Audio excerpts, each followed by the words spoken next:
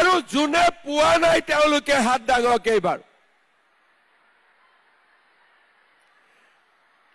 আজিৰ মিটিঙতে মই উৎপল বৰাক আৰু 3000 অৰুণোদয় দি থৈ যাম, যাতে নোপোৱা মহিলাসকলক দিব পাৰে। ভাল হ'বনে বেয়া হ'ব? এটা হাত চাপৰি মাৰক উৎপল বৰাৰ কাৰণে। বঢ়িয়া। এতিয়া এই অৰুণোদয় আঁচনি ছেপ্টেম্বৰ মাহত অৰুণোদয় আঁচনিটো বন্ধ আছিল। মই য'তে মিটিঙত যাওঁ মহিলাতকৈ পুৰুষসকলে মোক বেছিকৈ সোধে, ছাৰ অৰুণোদয়টো কেতিয়া দিব?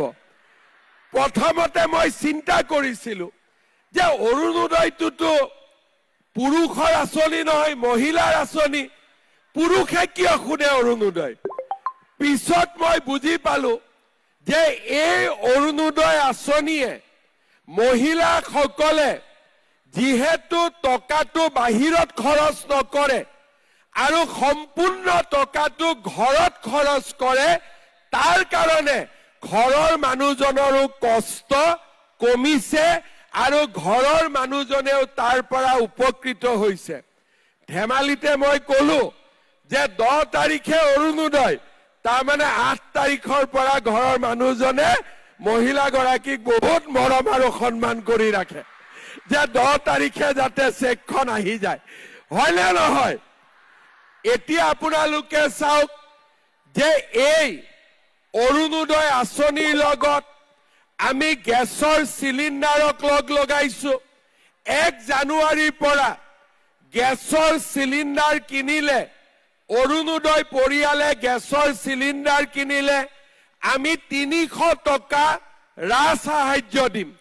তাৰমানে আজি 1250 টকাৰ লগত গেছৰ চিলিণ্ডাৰ থকা অৰুণোদয় মহিলাই 300 টকা আৰু পাব, 1550 টকা অৰুণোদয় জৰিয়তে পাব পাৰিব। গেছৰ চিলিণ্ডাৰ কাৰ কাৰ আছে? হাত দাঙক ঘৰত। ফৰ্মবিলাক ফিল আপ কৰি দিব, যাতে আমি আপোনালোকক 1 জানুৱাৰীৰ পৰা গেছৰ চিলিণ্ডাৰ দিব পাৰো। যোৱা কেইদিনমান আগতে কম দামত আমি দালি দিছো, নিমখ দিছো, চেনি দিছো।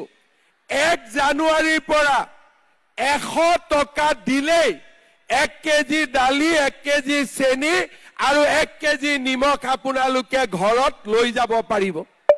শ্ৰদ্ধা ৰাইজ, এই কামবিলাক আমি কিয় কৰিছো? মহিলা গৰাকীয়ে ঘৰখন চলোৱাত যাতে